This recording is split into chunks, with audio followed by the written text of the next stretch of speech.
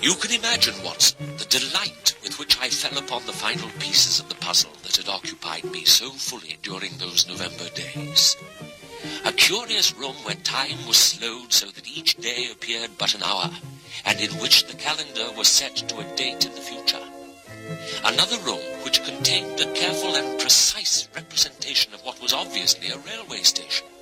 And finally, our Mrs. Turnbull appearing, as I had suspected she might, in the role of Her Gracious Majesty, the Queen.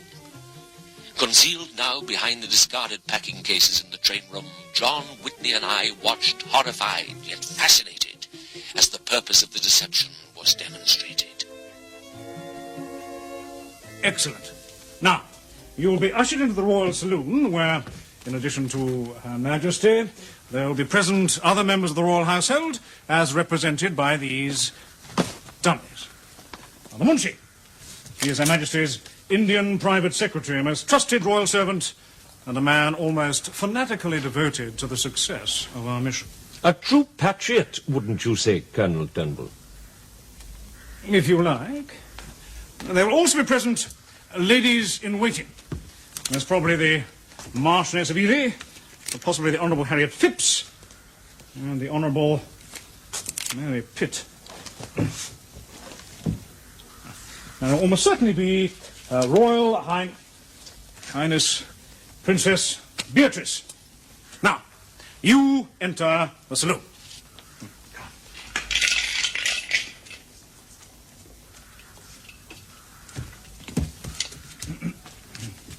And the dog sits. Sit.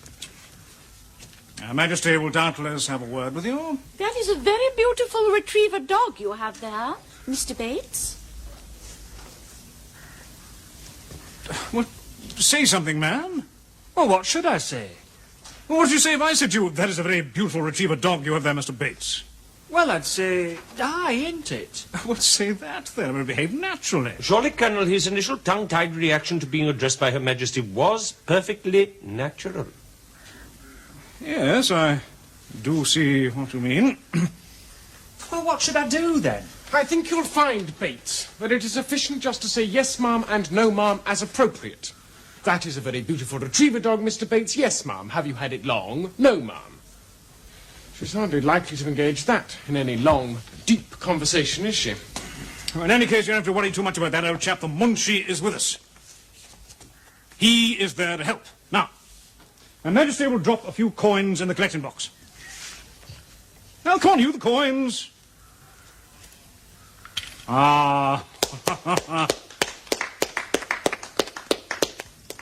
So, it's a plot to assassinate the Queen? I think you'll find it's a good deal more devious than that. Remember the white drum?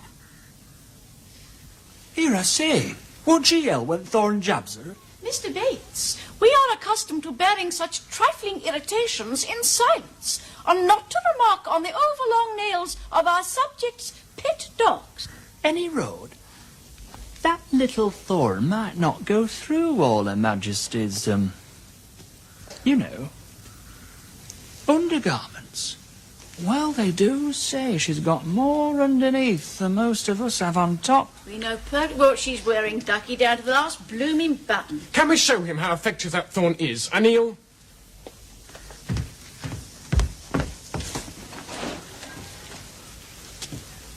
There. Jumping Jehoshaphat! It'll not kill her, will it? I want no part of that 100 quid at no. Mr. Bates, that dummy has been used many, many times in practice. In reality, there will only be one tiny puncture. And we have experimented over many months to ensure that the correct dosage is given. We have even tested it on a human being. We know precisely when she will pass out and for how long. You see, John, Natty Dan was the same build as the Queen, and that's ideal for their experiments. Well, he died. Yes, but obviously that over-friendly dog, unbeknownst to them, followed him to the hut, where it gave him a second, unplanned and fatal dose of the drug. Your part of the job is done. So that's all there is to it. Now, the Queen will begin to be affected by the drug halfway between Lancaster and Preston. It'll be sudden, it will be dramatic. Ladies in waiting... Oh, hello, it's you. How are you? Very well, thank you. I say, old chap, this is a most tricky part of the operation. I wonder if you mind standing aside for a moment. We must have room. Sorry.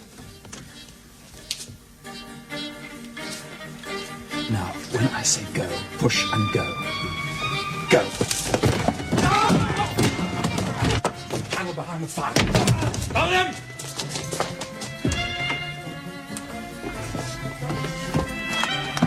Woodworm. There's no escape this way. The front door's open, quick. No, it could be a trap. They're probably waiting for us out there. We must make for the upstairs entrance to the secret passage, the way we got in.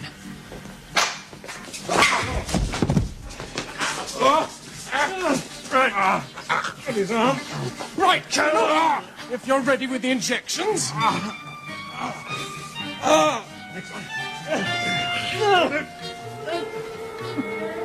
That's it. Thus were we netted, overpowered, and injected with some powerful narcotic. My drugged sleep was deep, dream-filled, and fantastic. And it was with some regret that I found myself returning to the realities of this world, knowing neither where I was, nor for how long I had been away.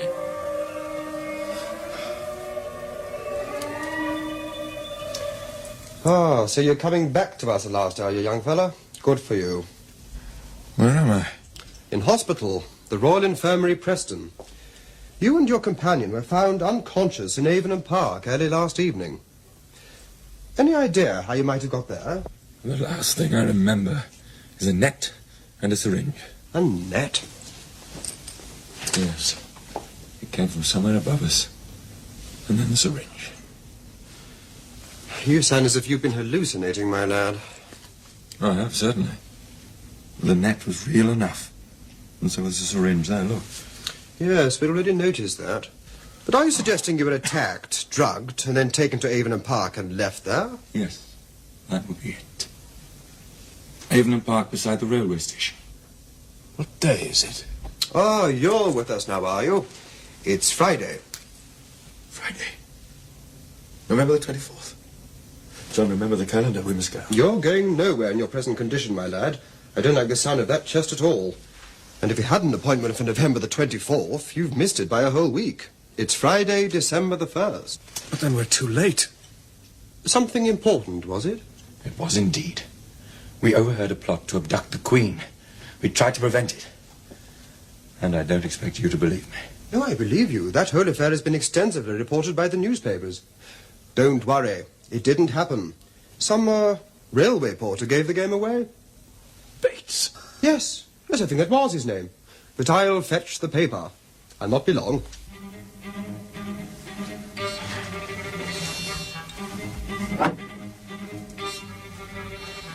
Well, It's all right. did you give him the sedatives? Not yet. You heard what the professor said. He also said, be careful, one step at a time. First I have to read them the newspaper account of the plot. You know, it's rather lucky your father was a lay preacher.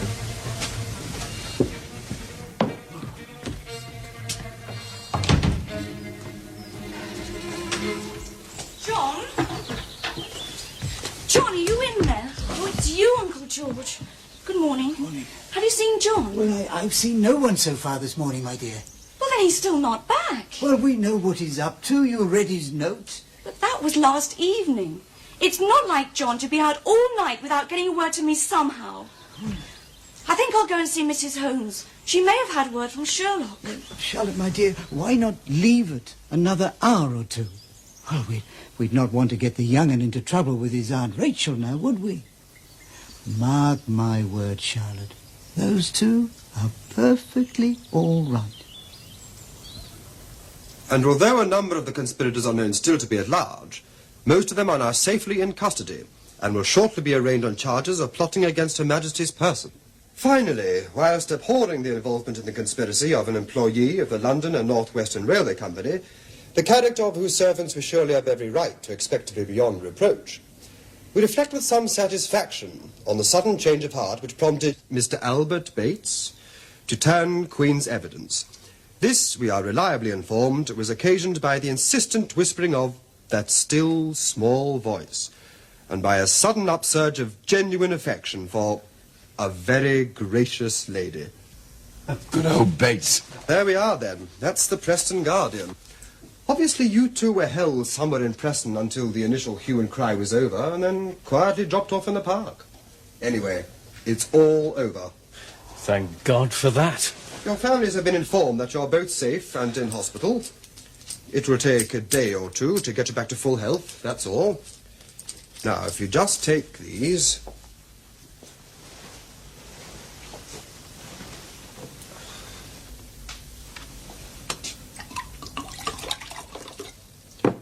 Come along, Dr. Whitney. Your turn. Yes. Thank you. I'll be back shortly, and then we'll see if perhaps you feel like taking a little nourishment.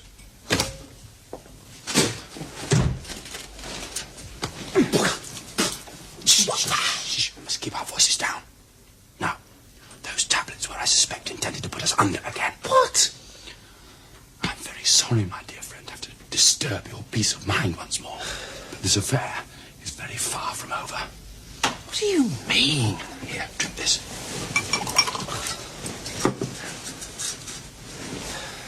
You must try to concentrate your mind. Consider these curious facts. 1. Why should that man profess to be reading from the Preston Guardian whilst holding a copy of the Western Morning News? Anyone with even the most elementary knowledge of newspaper typography could tell the difference. 2. The man's no more a doctor than I am. The marks on his hands clearly indicate that he's a glasscutter by trade. And 3. If this is a hospital room, what's the tobacco ash doing on the floor under that chair? Trichinopoly in Esmeralda this evening. Trichinopoly. Concentrate, John, concentrate. Colonel Turnbull smoked stretches, if you remember. Yes, of course. And John, you're a doctor. Look at my arm. If this had all happened a week ago, that needle puncture be healed by now. Well, yes, of course it would.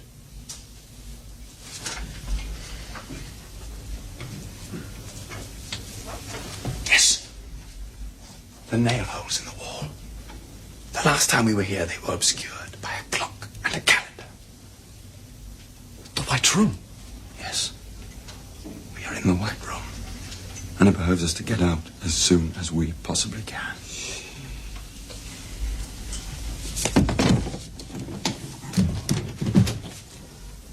Sherlock. The window's bricked up.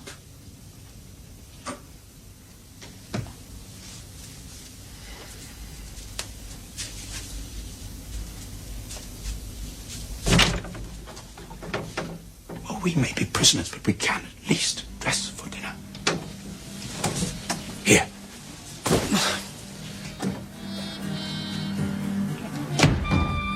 Hello? Where is everybody? Mrs. Turnbull is resting. Mr. Greasley, in the guise of a sailor, has gone to make his call on Mrs. Whitney, and Master Jasper has gone to visit the family of that Holmes boy. He's what? He wished to reassure himself that the message we sent last night had had the desired effect. The arrogant young puppy. Well, it got to 9, and then to 10, and I was quite distraught. Not that it's the first time that he's done such a thing, mind. Oh, very far from it. The errors of his ways are, alas, oft repeated, Mr. And Moran. then, just as the clock was striking 11, there came this knock at the door. Oh, it gave me such a start at that time of night. And when Mrs. Cunliffe came in to say that it was someone from the hospital, well, I had to take a very firm hold on myself to prevent myself from fainting right away. My sister's constitution is a delicate one, Mr. Moran. It should not be subjected to such shocks. Found wandering in the streets he was with Dr. Whitney. Delirious, the pair of them. Some sort of fever, they said. And both of them quarantined. I'm most profoundly sorry to hear this news, Mrs. Holmes. One can only pray that it is nothing too serious. Might be typhoid. Typhoid? Charity! Now. We'll have no more of that talk in this house. The truth of the matter is, Mr. Moran, that Sherlock was sent home early for the holidays because of an outbreak of typhoid at his school. And now that this has happened, I live in fear and trembling for my poor dear Charity. I'm sure, Mrs. Holmes, you have absolutely nothing to fear, provided that the quarantine is most strictly observed. I go myself to Preston tomorrow, and shall be pleased to carry with me any message or presents you may wish delivered to the poor boy. It is such a pity that he is unwell. We were all so looking forward to having the pleasure of his company once more up at the Manor House. Oh, thank you so much, Mr. Moran. My pleasure. Charity? Suppose we took a sheet of paper from the drawer, slid it under the door, pushed the key through and pulled it back in again. No. I think it's fairly safe to assume that if they've left the key in the lock, there are also bolts on the outside. No. Our best bet, John, is to wait for them to come back and open the door themselves. Yes, well, how long might that be? Not long now, I imagine. They're bound to come and take a peep at us before too long. The thing is to be ready for them when they come.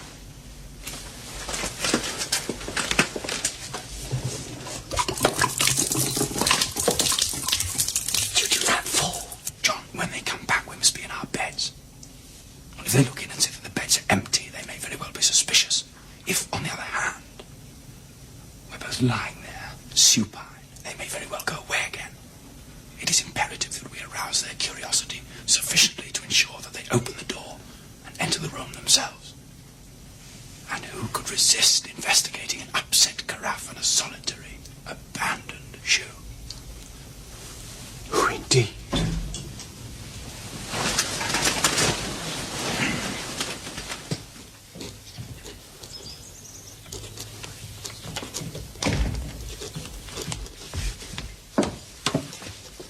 George, there's a man here who says he has news of John. Him? Yes, so he says. Oh, very well. Leave this to me. All right. Come on in, man.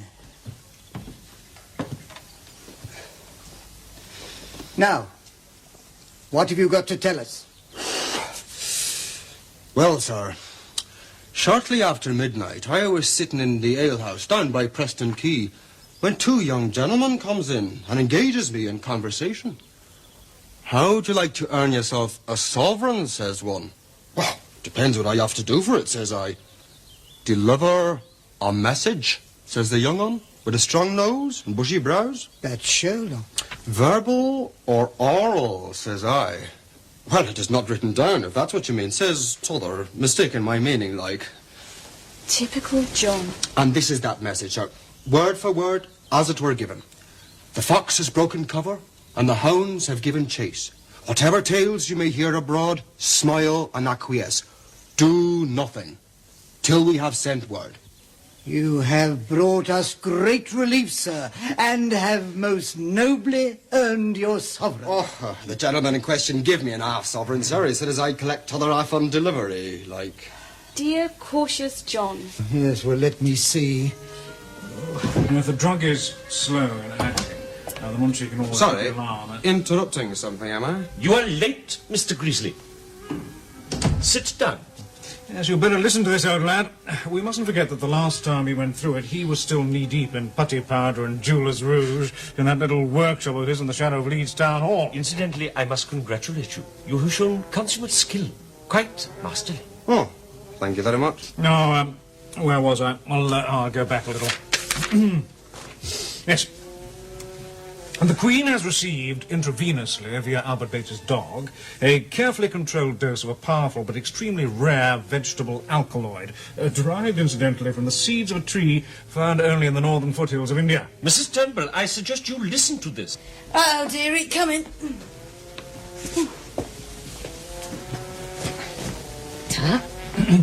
Now, the Queen will be taken ill halfway between Lancaster and Preston. It'll be sudden, it will be dramatic. The symptoms? Violent spasms, a gasping for breath, a speedy descent into unconsciousness.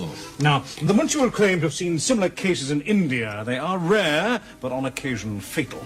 He should have little difficulty in persuading those present, including Dr. Marshall, who's also travelling with the Queen, that urgent action is imperative. You look puzzled, Mr. Grizzly. Why? That Munchie's that Indian secretary chap, isn't he? Yes, he is. But how the devil is he going to be able to influence events when there are men like Colonel Ponsonby and Lord Charles Fitzroy with her? Oh, I mean, no disrespect, man, but... He is only an Indian servant. Well, if you like. My dear Mr. Greasley, how curious that I should have to remind you of the strange attachments occasionally formed by your own dear Queen. I might, for instance, mention Mr. John Brown, a mere Scots gillie. Oh, I am, well... Her reliance on the Munchie, though perhaps equally irrational, is even more total, I assure you. Sit down, Mr. Greasley. Proceed. Now, the first telegraph station on that stretch of the line is Preston, and the Munchie will insist on the train being stopped so that he can telegraph ahead for assistance. The station master, Mr. Prendergast, will thus take him to the telegraph office, where they will encounter, by lucky chance, that locally well-known and highly respected pillar of church and state, Colonel Henry Turnbull, formerly of the 1st Bangalore Pioneers. I shall reinforce the Munchie's diagnosis of rare Indian disease. I shall name a local and unrivalled expert in such matters, and place my coach at Her Majesty's disposal. Now, Colonel, the model. This, Mr. Greasley, is a model of the Colonel's specially prepared coach. The door here, the seat, and here behind the seat, extending beneath the boot, a false floor, and running the length beneath, a false bottom.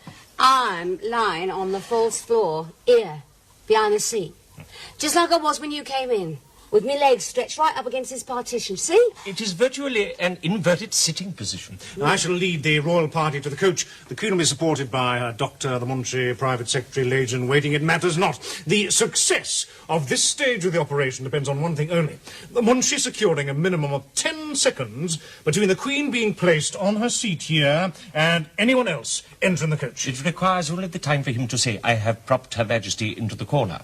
I have pulled down the blind. The light appears to be troubling her. If you will travel inside with her, I shall ride with the coachman. And presto, they enter the coach and find the double. So what have you done with the Queen? It's pretty damned cunning. You see, when the moment is right, the Munchie triggers a foot pedal concealed beneath the seat here. Immediately, the seat begins to slide forward. The back begins to pivot thus. The Queen is pulled forwards, down, and is helped into the false bottom of the coach by the smallest of our Indian servants already concealed there. By now, the seat back has completed a 90-degree turn, bringing Mrs. Turnbull automatically into the sitting position in the coach itself. 'Tis done. Find the lady, Mr. Greasley. It's like something out of a pantomime. One of your excellent transformation devices serving a less frivolous purpose. But what happens when you get to the doctor's? Ah, we don't get there, do we, dearie? After a bit, I comes round, and I demand to be taken back to the train and to London. After all, I am the Queen. I don't have to take any mucking about. And the real Queen remains in the false bottom until the coach returns here, and we place her briefly into your expert hands, Dr. Greasley. Colonel, the coach is at the door.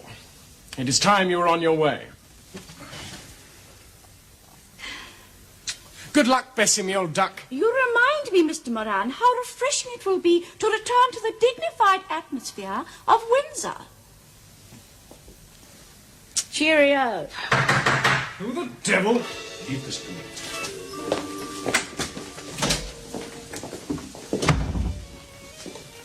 Captain Jumley. I must see Colonel Turnbull.